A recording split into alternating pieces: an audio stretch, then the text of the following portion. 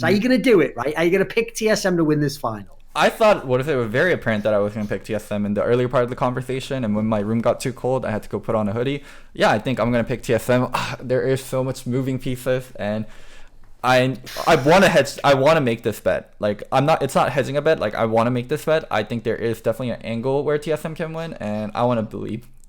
And coming through in the clutch at the very end of this series to win 3 straight, including a gigantic comeback. Team Liquid once again, the best team in North America. He did think TSM was going to win. And in fact, for weeks, he had also said that if TSM beat Cloud9, they would beat Team Liquid. He thought they were the natural counter and that Team Liquid had fallen off. So I picked Team Liquid because I like to win. So I won the bet. Loco has to now make a video about me in which he is complimentary of me and explains things that are brilliant about me, I think. I can't remember what the premise was, but it was something like that.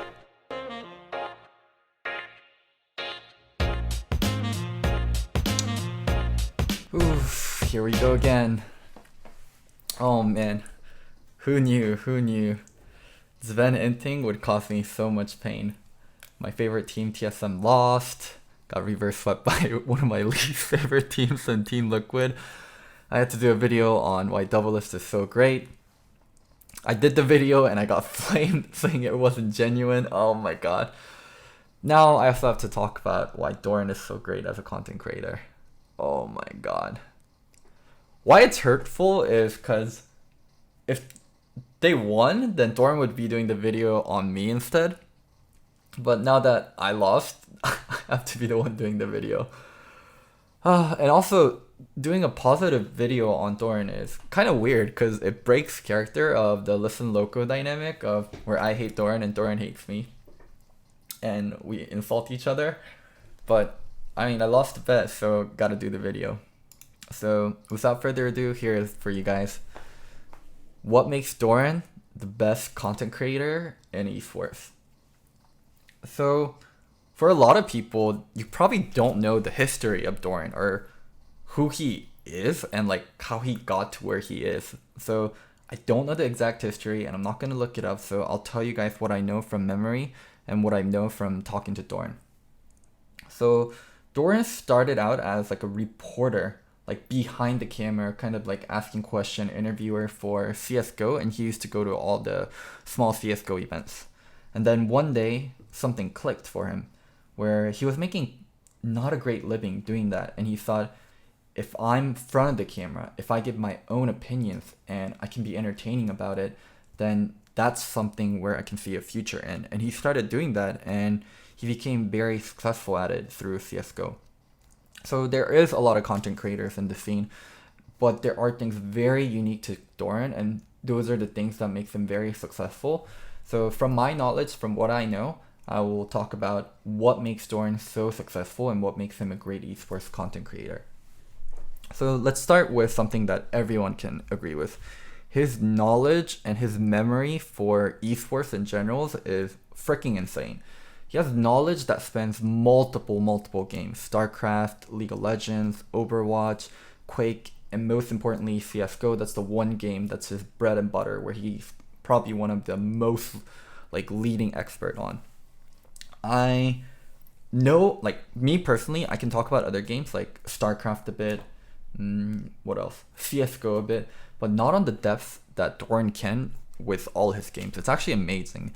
And I'm very impressed when he's able to just talk about like League on a deep level, because I know he can talk about CSGO on a much deeper level. He dedicates so much time to just watching esports and keeping up with esports, and he's someone that truly loves esports and the kind of greatness that you can achieve in esports, which is really weird because I feel like a lot of esports and people like chasing greatness is in the player role. Someone this driven, someone this passionate about greatness usually isn't working behind the camera, and it like otherwise like they're kind of owners. So he's very unique in that sense, where he wants to know more, he wants to be an expert on all these games, and he puts the work and he puts the time in. So yeah, the knowledge that he has that spans over so many multiple games is amazing, and it's one of the reasons he is a top creator in the space. So number 2, I actually don't think he gets enough credit for this, but this is a reason why he can be in front of the camera, and this is the reason why his pieces get hits. It's how he narrates and how he can talk about things. He can make anything seem interesting.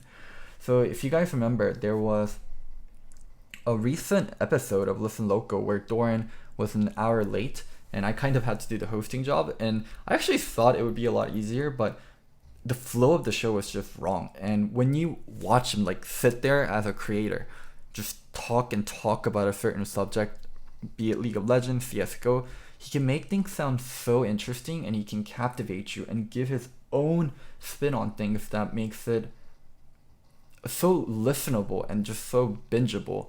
So there is a lot of people with deep knowledge in games, but this talent that Thorin has, the ability to entertain and the ability to be a storyteller, is very unique in the sense that no one usually has both talent.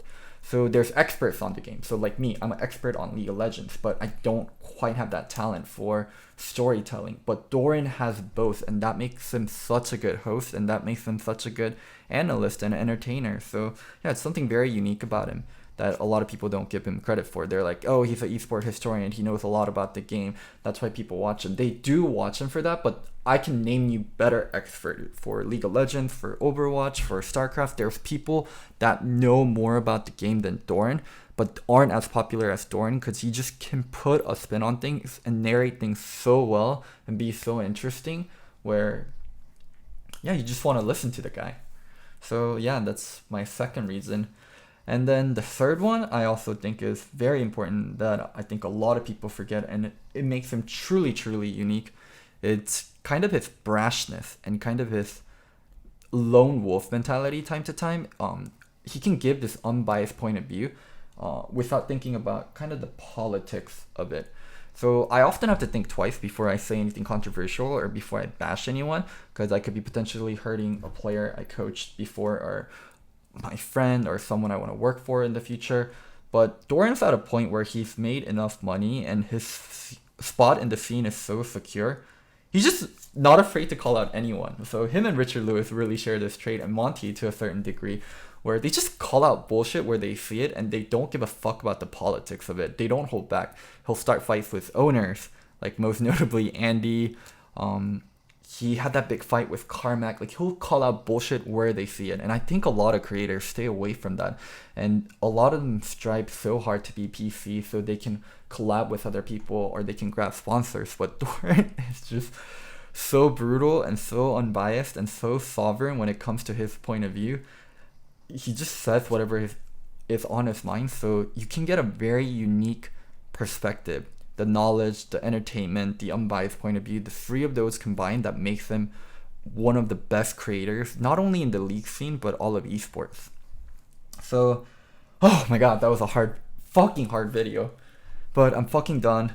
I said my piece about what makes Thorin a good content creator and also a good person.